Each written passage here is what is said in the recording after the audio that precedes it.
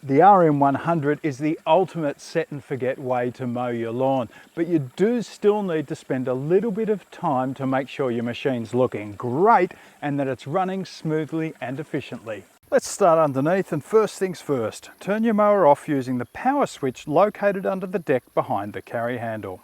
Now check the wheels are all clean and free from build-up.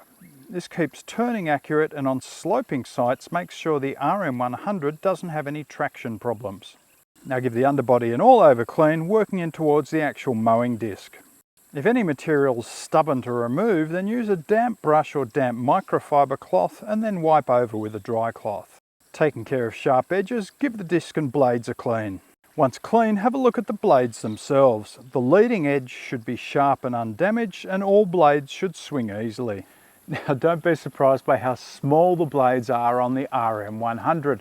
Remember, this machine has been designed to trim small amounts frequently rather than a regular mower that takes bulk amounts infrequently in one pass. If blunt or damaged, the blades can be easily reversed, or replace them with the spares that came with your RM100. Afterwards, make sure all blades are well secured. You can still swing easily. Any action you take with one blade, you should take with the other two as well. So if you reverse or replace one, do the same with all of them. This stops the mowing disc from becoming unbalanced in operation.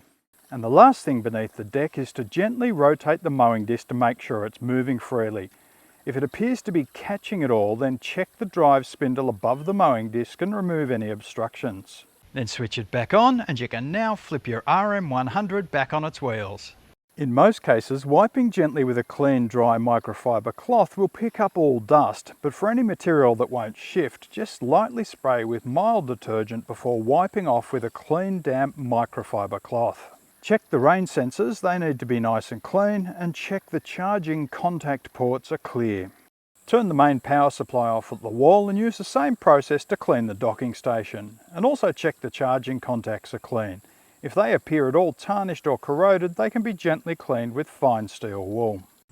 And that's it. Switch the power on and you're back to carefree auto mowing.